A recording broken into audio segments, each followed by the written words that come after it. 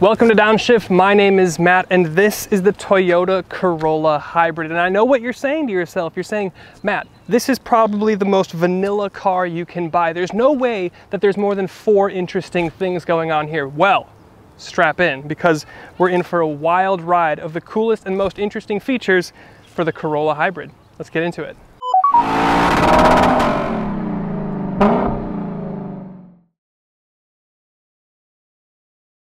The first thing is no all-wheel drive. This is the most expensive Corolla you can get, and it's the most expensive Corolla Hybrid. And it's the only Corolla Hybrid that doesn't offer all-wheel drive. You can get all-wheel drive on any other Corolla Hybrid you'd like. What gives? And then there's the bubble dome light, just like we had in the Corolla Cross. Very fitting. I don't know why I like this, but I do. Just a little fun detail. And then I'll draw your attention to this front fender area here. Now this is typically where cars tell you, I'm an AMG, I'm a Maserati, I'm something fast and aggressive, and V10 badge for an R8 or something like that. Well, last year there was a hybrid badge right here on this front fender, and this year there's not. I guess it's kind of passé. It's moved back to a normal spot on the back tailgate. And then we have to talk about the logos. Now, in typical fashion, a Toyota Hybrid is designated by the Toyota logo, but illuminated in blue. We're used to seeing it on the front. You'll see it on taxis all over Chicago, but it's also on the engine here. And it doesn't stop there, because there's also one on the back here. But, you know where it's not blue? On the steering wheel. You know where else it's not blue? On the key. Now, being the hybrid, there's a bunch of fun eco things that you can play with and play games with. Now, the first being EV mode, which this is a button we've seen from Lexus and Toyota for a number of years. It's basically good for like 10 to 20% throttle and up to speeds to 25. At 26, it's going to turn itself off.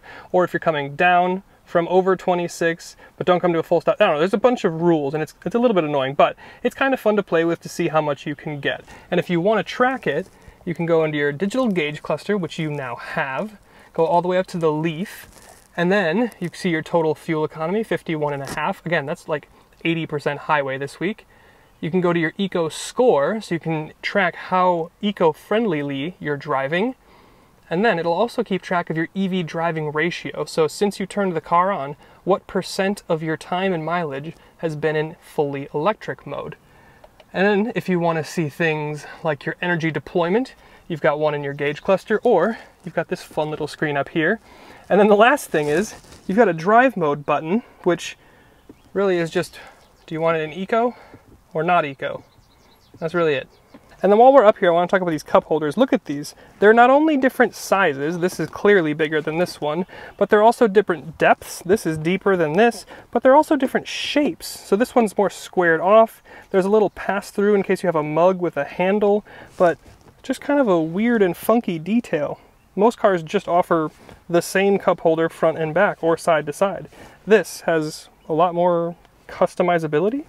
And this next one's really only kind of relevant if you watched our Corolla Cross Hybrid video where we went through all the features. And you notice on that one that the exterior paint was gloss finish as it usually is, but underneath the hood and inside all of the openable panels, it was matte or satin finish. But here on the Corolla sedan, everything is painted with gloss as it should be. And then I want to talk about something fairly contentious in cars these days, the climate controls. Now they are physical here, which seems to be what people want. You've got a dial for your fan speed and your temp. You've got an auto setting, but it is just single zone. But what's even further is you have eco heat and cool. So this, one of the things that makes your car less efficient is air conditioning. So you can turn on eco heat and cool, which will somehow work magic and make it more efficient, while making you a little less cool if it's a hot day. And then we're going to step into the back seats. I like the two-tone leather here. It's very nice, very luxe. I'm 6'1". Look at that. Knee room, insane. I'll close it up here. The problem's headroom. They do have a little cutout. You can kind of see it hump up here, but it's not exactly super spacious for somebody at 6 foot. You do have dual chargers, USB-C, and this folds down for dual cup holders, but there's no vents back here, and weirdly, no map pockets back here either. But I guess your armrest is nice and luxy. And here's another small thing, but look at your rear view mirror. There's like no bezel there. This is very luxury car looking to me. And for this next point, we're back under the hood. Now this is the most expensive Corolla. It's the hybrid, which are usually more powerful, but this is the least powerful and the slowest Corolla that you can buy.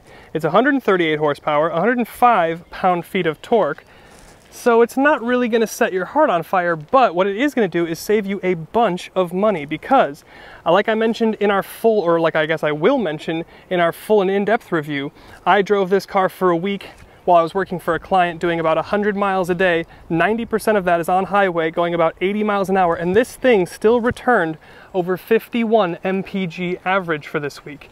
That's very, very impressive. It's only going to improve when you get on the side streets. Next, we have the JBL audio system, which is a $675 option. It's decent. I've never been a huge fan of JBL, but it's much better than the base system. But what it also adds in, weirdly, is this wireless phone charger. Not sure why those are tied together, but they are. And this may be a Corolla, it may be under 30 grand, but you still have some luxury touches in here, like 2-level heated front seats and a sunroof. Plus a bunch of tech stuff that we'll talk about later. Tech stuff like a fully digital instrument cluster.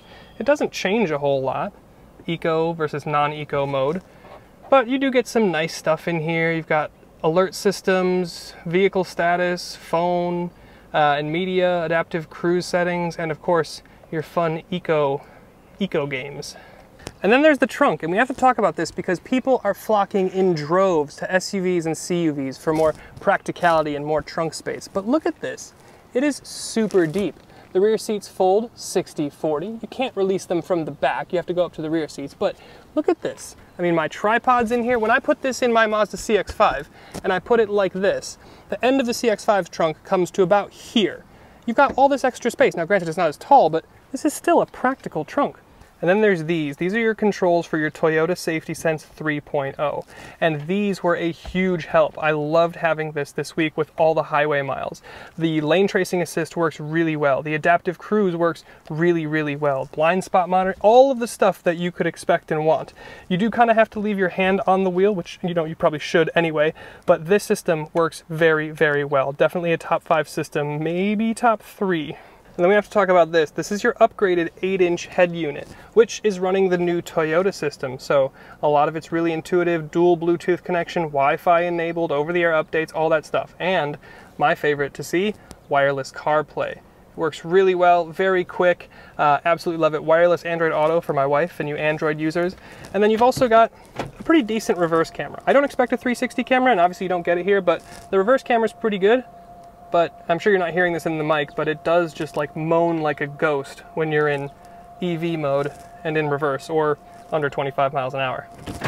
Then I have to talk about the taillights because they're lying. They're okay looking, but they suggest that they're full width, and they are absolutely not. Who are you trying to fool?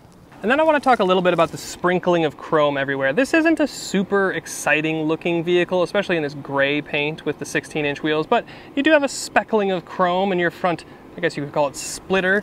Also kind of plastic chrome for your logo. Again, 16-inch wheels. These aren't really chrome, they're just kind of like an aluminum. You do have a chrome bar running the upper portion of your window treatments, but not the lower. And then of course in back, got chrome badging, XLE hybrid, the blue Toyota logo as we discussed, and Corolla.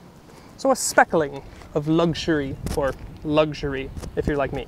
And then I want to talk about interior materials for a second. Now these Corollas get dinged really hard for being kind of cheap, and I get it. The Civic's design looks a little bit more expensive and the materials maybe a little bit higher end, but these two-tone seats and the Softex here is really, really nice. Now I had Softex in my 4Runner, but it didn't feel this nice. This actually and genuinely feels pretty luxe. And I know with all the hate and dings of cheap interior that the Corolla gets, nothing really stuck out to me this week as like, oh, that's cheap or that's gonna fall off or anything like that. I was impressed. It's pretty solid.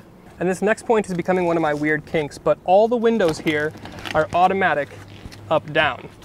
I mean, I've tested cars that are double the price that this is, and they don't have that. Nice. And the last thing I want to talk about is just price. Now, the Corolla Hybrid starts at just a hair over $23,000. And as tested, this top trim XLE Hybrid just tips the scales at about $29,200, so still under the all-important $30,000 mark. But it's weird because it's the least powerful Corolla you can buy, it is the slowest Corolla you can buy, and it's the only Corolla hybrid that you can buy that doesn't come with all-wheel drive. Now, I think this is still a pretty good car, but to me, I think I'd skip the XLE trim, personally. Let's get into the final thoughts. Well, there it is. Those are the 22 most interesting things about the Toyota Corolla Hybrid. Make sure you stick around because next week we're having our full and in-depth review on what it was like to live with this thing for a week. Thanks, and we'll see you then.